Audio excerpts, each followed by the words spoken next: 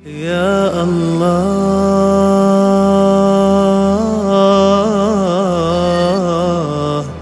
ya Sekarang kita Allah. sampai pada tahun ke-6.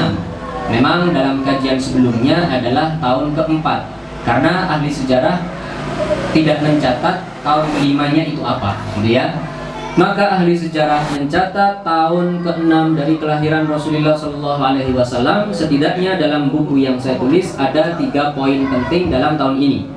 Yang pertama, wafatu ummihi wa hadanatu ummi aymana lahu. Wafatnya ibunda baginda Rasulullah SAW dan diasuhnya Rasulullah oleh seorang wanita namanya Ummu Aiman. Poin kedua, kafalatu jaddihi Abdul Muttalib lahu, yaitu diasuhnya baginda Rasulullah di dalam pangkuan siapa? Sang kakek namanya Abdul Muttalib. Dan poin ketiga adalah kelahiran insan yang mulia ketiga setelah para nabi dan rasul, yaitu khalifah ketiga namanya Sayyidina Utsman bin Affan. Beliau lahir pada tahun 6 ini.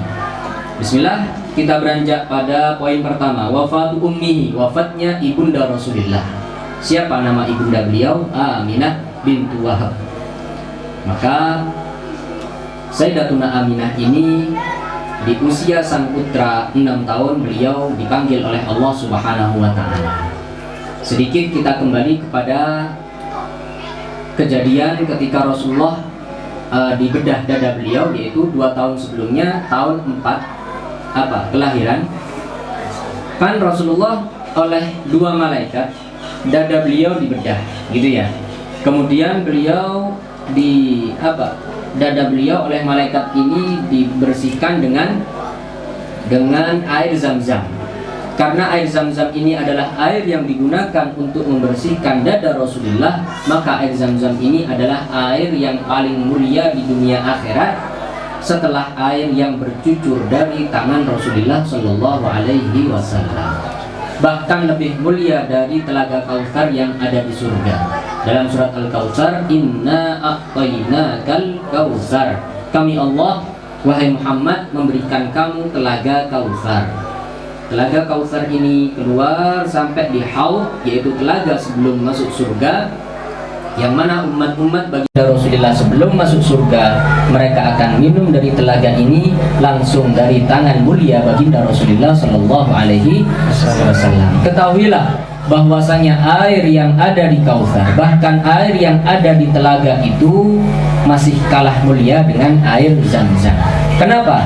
Karena air Zam-Zam ini adalah air yang digunakan untuk membersihkan dada Rasulullah Shallallahu Alaihi Wasallam.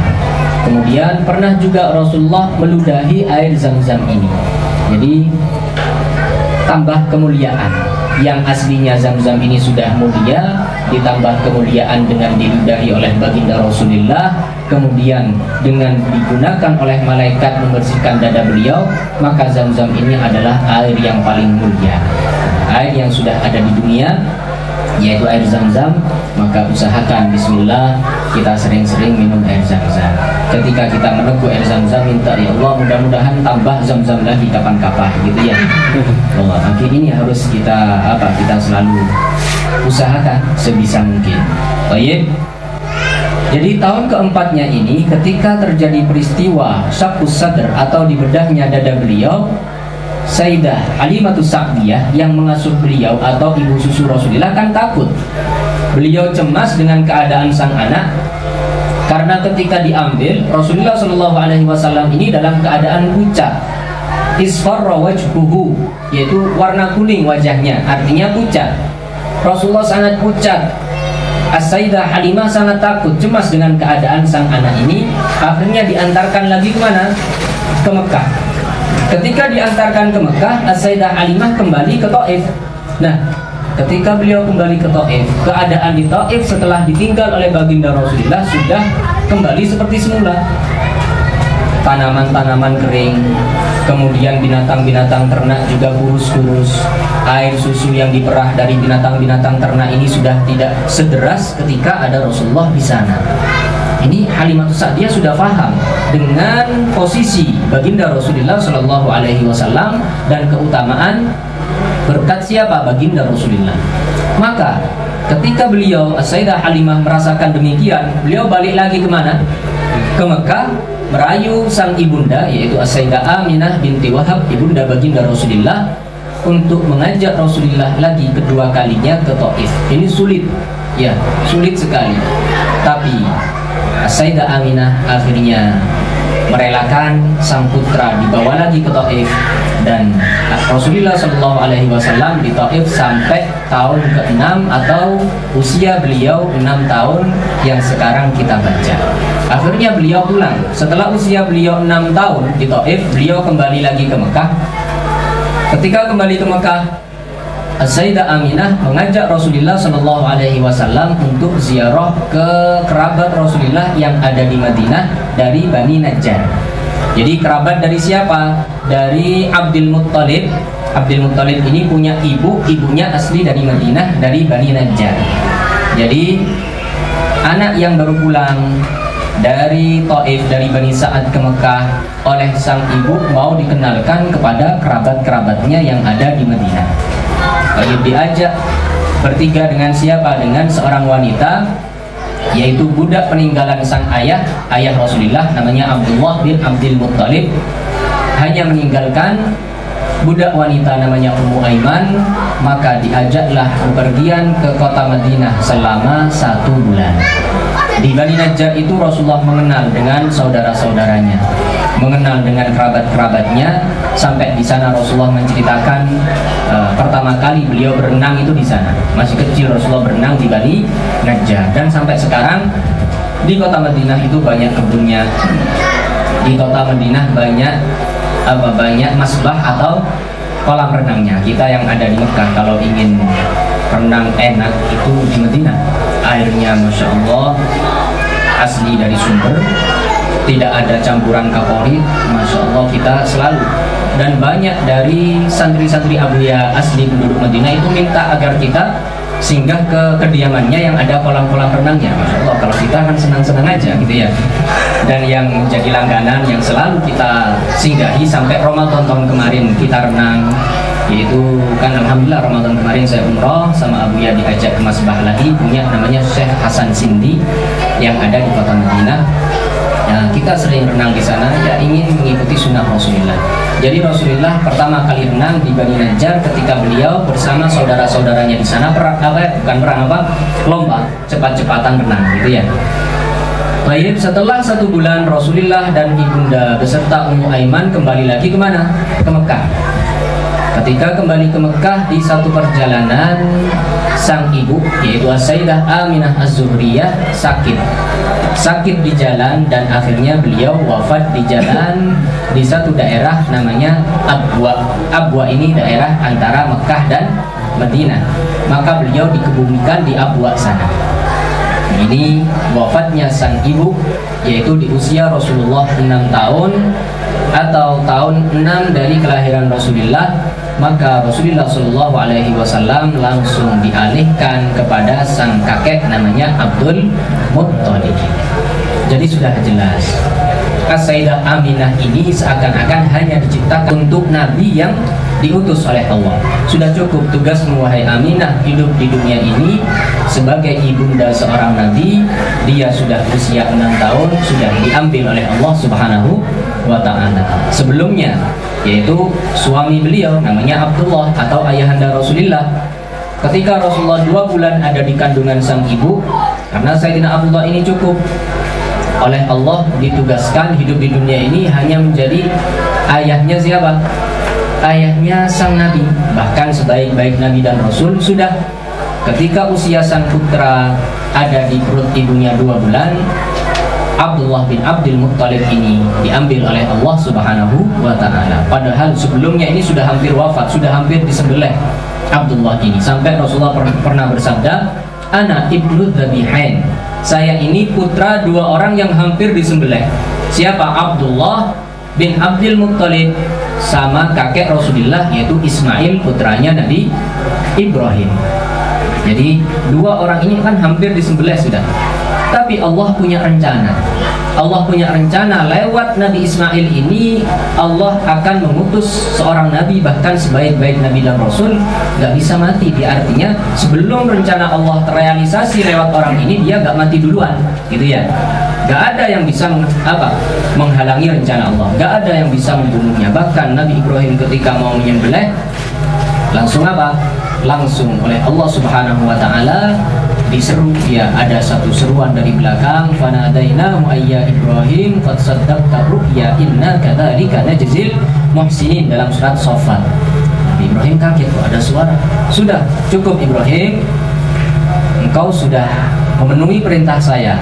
Ternyata yang ada di depan Nabi Ibrahim oleh Allah diganti dengan seekor kambing. Nah, ini ada kaitannya dengan fikih berkorban.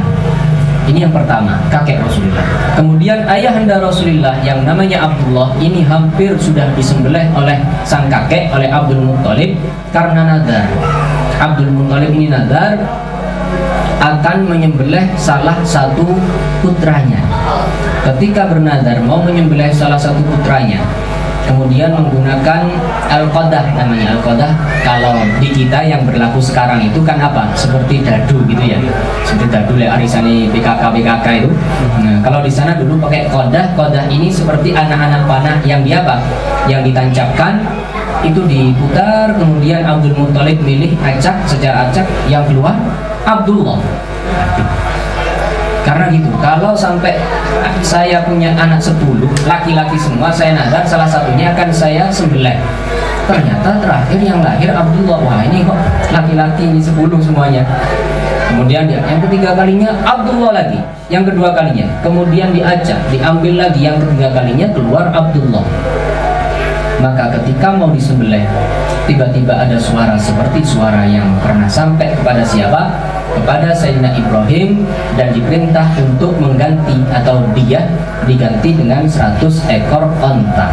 Jadi diganti dengan menyembelih 100 ekor onta. Sehingga Rasulullah bersabda, ana ibnu dhabihain, saya ini adalah putra dua insan yang hampir disembelih, yaitu Abdullah ayahanda beliau dan Nabi Ismail alaihissalam kakek Rasulullah Shallallahu alaihi wasallam. Nah, maka sang ibu tadi wafat di satu tempat, namanya apa tadi? Al-Abwa, satu tempat di antara kota Mekah dan Madinah. Maka Rasulullah Shallallahu alaihi wasallam pulang dari Abwa ke Mekah ini bersama Ummu Aiman.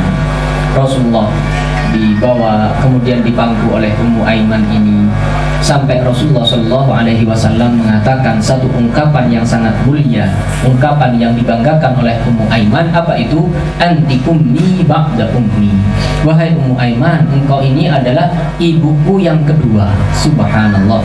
Ini adalah kebanggaan bagi Ummu Aiman ketika beliau oleh Rasulullah dianggap ibu kedua. Jadi Ummu Aiman ini budak wanita. Dulu itu budak, rata-rata mereka ini apa? Orang yang berkulit hitam. Budak-budak wanita juga yang berkulit hitam. Di antaranya Ummu Aiman ini berkulit hitam.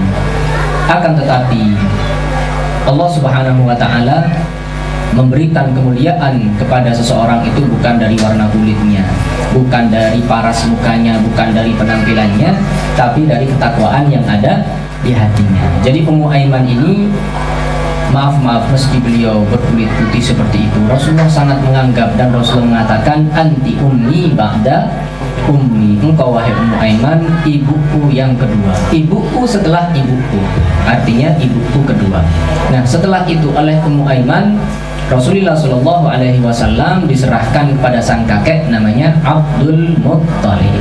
Sebelum kita lanjutkan kepada sang kakek, sedikit menyinggung tentang Ummu Aiman, atau beliau ini punya julukan Al-Barakah Al-Habasyiyah, seorang wanita yang membawa keberkahan, ya. Ummu Aiman ini kan apa? Kan ibu yang ibu angkat Rasulullah, atau seorang wanita yang pernah mengasuh Rasulullah sampai Rasulullah mengatakan jenengan adalah ibu saya kedua. Setelah sejarah berjalan, usia Rasulullah sampai 53 tahun. Beliau hijrah kemana? Hijrah ke kota Madinah.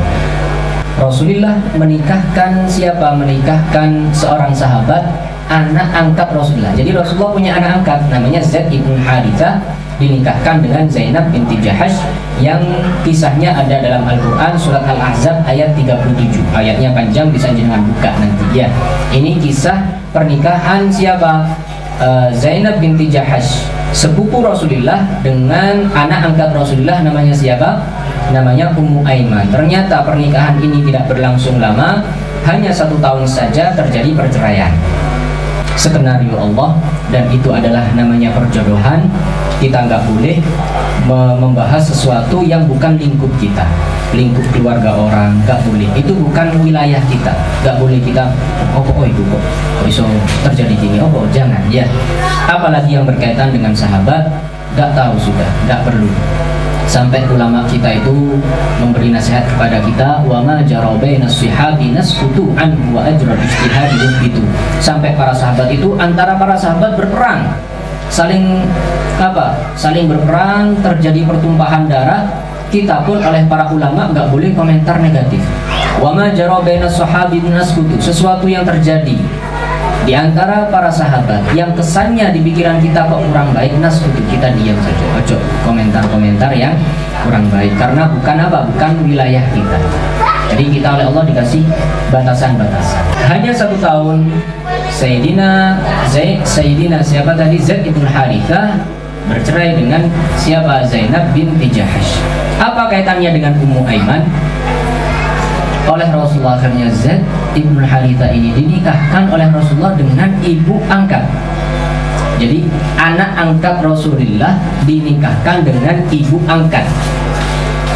Zaid ibn Harithah yang awalnya dinikahkan dengan sepupu Rasulullah yang bernama Zainab binti Jahash. Beliau Masya Allah sangat cantik sekali, wanita yang sangat cantik di kalangan kaum Quraisy. Selain cantik, masih dari kalangan Quraisy, dari keluarga Rasulullah. Dinikahkan oleh Rasulullah dengan siapa? Dengan mantan budak atau anak angkat beliau namanya Zaid ibn Harithah. Kurang apa dengan wanita yang cantik, tapi hanya bertahan 1 tahun saja. Nah, ini namanya perjodohan, dan ini adalah ketentuan atau skenario Allah Subhanahu wa Ta'ala. Akan tetapi ketika Zaid ibn Harithah dinikahkan oleh Rasulullah dengan Ummu Aiman yang maaf kulit beliau hitam, usia beliau jauh lebih tua daripada Zaid ibn Harithah. Jangankan dari Zaid, dari Rasulullah lebih tua.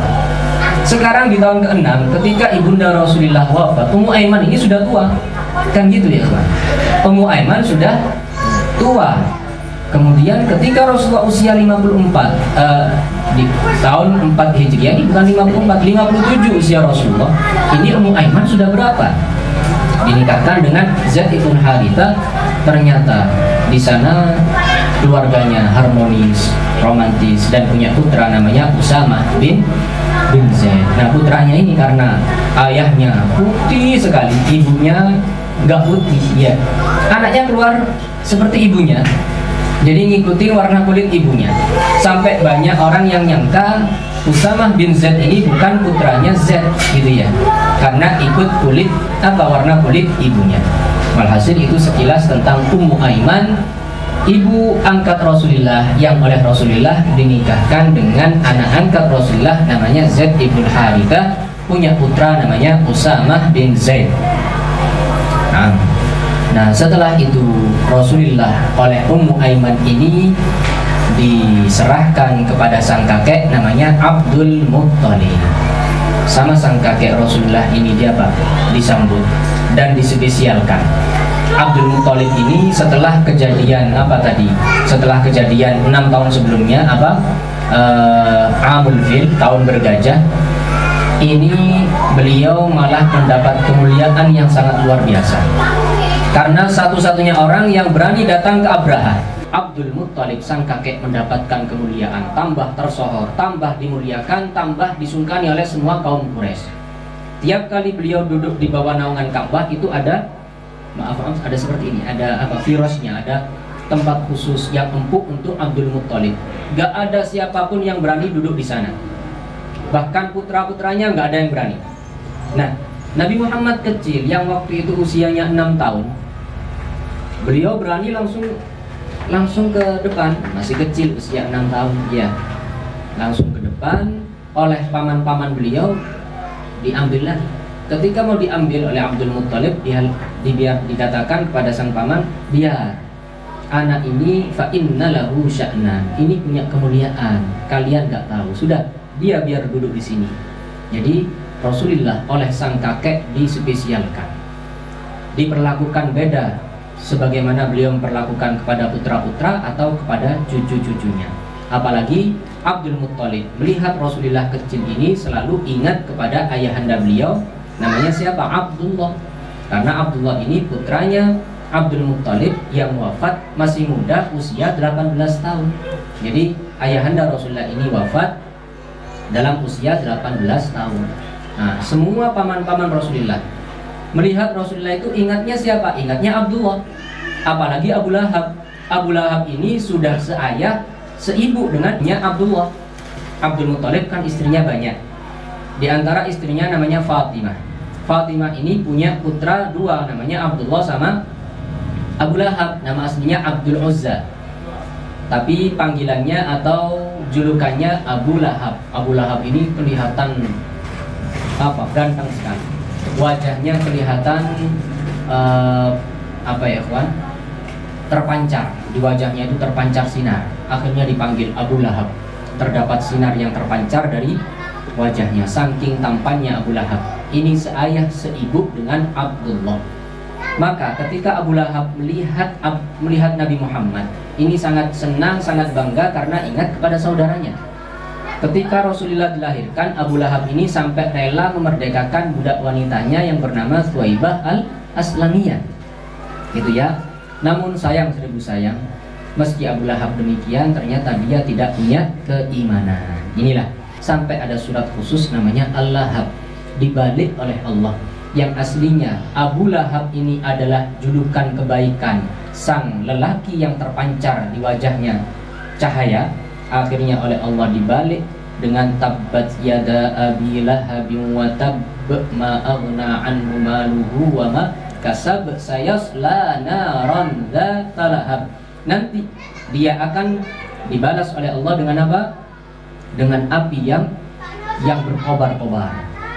Jadi yang aslinya dimaknai oleh kaum dulu yang memberi julukan kepada Abu Lahab ini wajah terpancar, oleh Allah langsung dibalik, artinya dalam Al-Quran bukan wajah terpancar tapi api berkobar yang akan membakarkan Abu Lahab. Sayasla naran dzata lahab, api yang berkobar. Akhirnya diserap oleh Indonesia yang melahap-lahap gitu ya. Jadi itulah Abu Lahab. Ketika memandang Rasulullah selalu teringat siapa? Abdullah. Nah, Rasulullah selalu dimuliakan oleh sang kakek sampai di usia Rasulullah 8 tahun atau di bawah asuhan sang kakek 2 tahun, Abdul Muttalib wafat dan Rasulullah dialihkan dalam asuhan sang paman namanya Abu Thalib, ayahanda Sayyidina Ali bin Abi Thalib. Dalam kitab-kitab terdahulu, entah kitab Injil, Taurat, ya kitab-kitab ahli kitab, ini dikatakan di antara tanda Nabi akhir zaman, masa kecilnya ini sakit mata. Masa kecilnya Nabi ini apa? Sakit mata. Karena tanda kenabian akhir zaman ini sudah tertera di kitab-kitab suci mereka, maka banyak tabib-tabib atau pendeta-pendeta dari mereka membangun rumah-rumah di daerah Mekah sana. Mereka khusus mempelajari untuk menyembuhkan mata. Tabib khusus untuk sakit mata. Kenapa menunggu anak kecil yang sakit mata ini? Ternyata benar. Ketika usia Rasulullah 6 tahun, kenapa sih kok dikembalikan oleh Halimatus Sa'diyah ke Mekah kepada sang ibu? Rasulullah sakit mata. Di sini dikatakan apa? Asabahu ramadun syadidun. Rasulullah terkena romat. Romat itu sakit mata. Yang beberapa waktu yang lalu dijadikan dalil Rasulullah itu rembes. Maaf, ini dalil yang sangat-sangat salah sekali, 100% salah. Jadi siapapun yang mengatakan Rasulullah rembes, ini sudah su'ul adab atau tidak ada tata keramanya kepada Rasulullah Shallallahu Alaihi Wasallam. Kita lihat di kamus mana saja. Nanya kepada siapapun yang ahli di dalam bidang bahasa Arab, romat itu bukan rembes ya. Rembes ini kan orang yang selalu ketean, belean kan gitu ya. Enggak, romat ini hanya sakit mata sekali saja di usia Rasulullah. Ketika itu usia beliau berapa? 6 tahun. Gitu ya kawan. Beliau sakit mata karena memang ini tanda Nabi akhir zaman.